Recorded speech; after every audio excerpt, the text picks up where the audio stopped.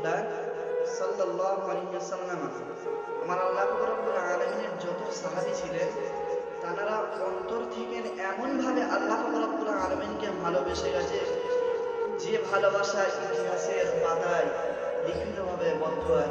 লিখিতবদ্ধ আছে। আজকে যদি তাদের ঘটনা ওয়াকিয়াগুলো আমরা দেখি, মাদ্রাসার দরসে যখন মাদ্রাসার কিতাবের দরসে পড়ি, কিতাবের মধ্যে যখন পড়ি চোখ দিয়ে পানি পড়ে।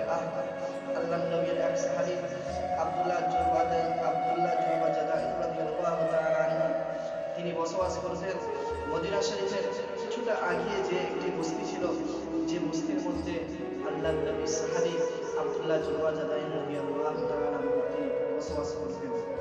তিনি ইসলাম ধর্ম গ্রহণ করার পূর্বে তারা কয়েকজন বন্ধু ছিল। আব্দুল্লাহ জুবাজাদা রাদিয়াল্লাহু তাআলা তিনি যুবক ছিলেন। যুবকদের এমনিতে বন্ধু হয় কি, আমাদের আপনাদেরও তো বন্ধু আছে নাকি?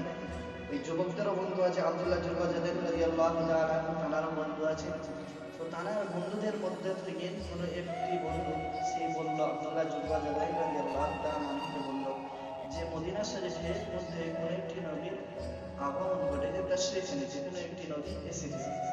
তো আব্দুল্লাহ জুবাজাদা রাদিয়াল্লাহু তাআলা যখন তার কথা কানের মধ্যে এই কথাটি এলো, আব্দুল্লাহ জুবাজাদা রাদিয়াল্লাহু তাআলা বিশ্বনবী করিম সাল্লাল্লাহু আলাইহি ওয়াসাল্লামের কাছে গিয়ে যে পাক সাল্লাল্লাহু আলাইহি ওয়াসাল্লামের হাতে হাত দিয়ে তিনি মুসলমান হয়ে গেলেন।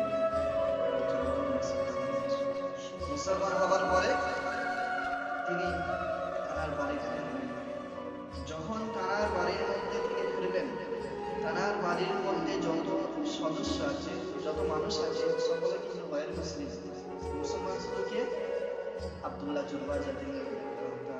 আচ্ছা বলেন, যখন কোনো বাড়িতে একটা ব্যক্তি মুসলিম আর বাকি সবাই গয়র মুসলিম, তো যখন যে ব্যক্তি মুসলমান হয়েছে, যে মুসলমান হয়েছে তার প্রতি অত্যাচার হবে না, তার তারিফ করা হবে, নিশ্চয়ই তার উপরে টর্চার করা হবে, অত্যাচার করা হবে।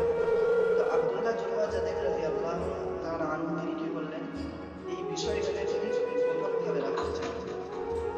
আল্লাহর শান, যে জায়গায় বিশ্বনবী মুহাম্মদুর রাসূলুল্লাহ সাল্লাল্লাহু আলাইহি ওয়াসাল্লামের চরিত্রের ব্যাপারে আলোচনা হতো, হযরত পাক সাল্লাল্লাহু আলাইহি ওয়াসাল্লামের কথাবার্তার আলোচনা হতো, আব্দুল্লাহ জুবাজাদা রাদিয়াল্লাহু তাআলা আনহু যখন তারা এখানে বলতো যে অমুক জায়গায় বিশ্বনবী মুহাম্মদুর রাসূলুল্লাহ সাল্লাল্লাহু আলাইহি ওয়াসাল্লামের কথাবার্তার আলোচনা হচ্ছে, তিনি সেই জায়গায় যে ওমর করে শুনতে লাগতেন, খুব মনোযোগ সহকারে সেই কথাবার্তাগুলো শুনতে লাগতেন।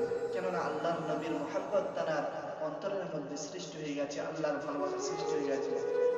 তিনি চাইছেন যে তিনি মুসলমান হয়েছে, তারা বাড়ির লোকের থেকে গোপন ভাবে রাখবে, কিন্তু আল্লাহর নবীর সাহাবী আল্লাহর নবী করিম সাল্লাল্লাহু আলাইহি ওয়াসাল্লামের যেখানেই কথাবার্তা হচ্ছে তিনি তারা এই বিষয়টাকে গোপন ভাবে রাখতে পারছেন না। আল্লাহর নবীর মুহাব্বতে দিওয়ানা হয়ে গেছে। যখন তিনি গায়র মুসলিম থেকে মুসলমান হলেন, আল্লাহর নবীর সুন্নতে যখন থাকলেন, নিশ্চয়ই তার মধ্যে পরিবর্তনটা ঘটবেই, না ঘটবে না? একটা মানুষ অমুসলিম আছে, সে মুসলমান হলো, আবার কারা দেয়? বিশ্বনবী করিম সাল্লাল্লাহু আলাইহি ওয়াসাল্লাম আছে, তার মধ্যে পরিবর্তনটা দেখা যাবেই গো। তার বাড়ির লোকেরা তারা এই বিষয়টাকে ভালোভাবে লক্ষ্য করলো যে আব্দুল্লাহ জুবাজাদা আব্দুল্লাহর মধ্যে নিশ্চয়ই কিছু একটি পরিবর্তন দেখা দিচ্ছে।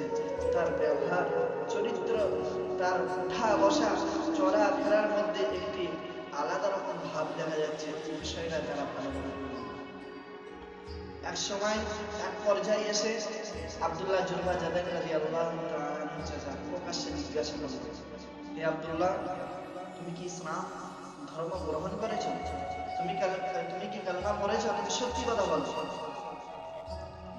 দুনিয়ার মুসলমানেরা, আল্লাহ পাকের বান্দা বান্দীরা, নবী পাকের উম্মতিরা, ইয়া নবী মুহাম্মদুর রাসূলুল্লাহ সাল্লাল্লাহু আলাইহি ওয়াসাল্লাম, আমার আল্লাহ পাকের সাহাবী আব্দুল্লাহ জুবাজাদা রাদিয়াল্লাহু তাআলা আনহু তাকে যখন তার চাচা জিজ্ঞাসা করিল, ও আব্দুল্লাহ, তুমি কি কালেমা পাঠ করেছো না? তুমি আব্দুল্লাহ জুবাজাদা রাদিয়াল্লাহু তাআলা আনহু মুহূর্তের মধ্যে তিনি বলে দিলেন, ও আমার চাচা, আমি তো ইসলাম ধর্ম গ্রহণ করেছি, আমি কালেমা পাঠ করেছি। ও দুনিয়ার মুসলমানেরা, আল্লাহ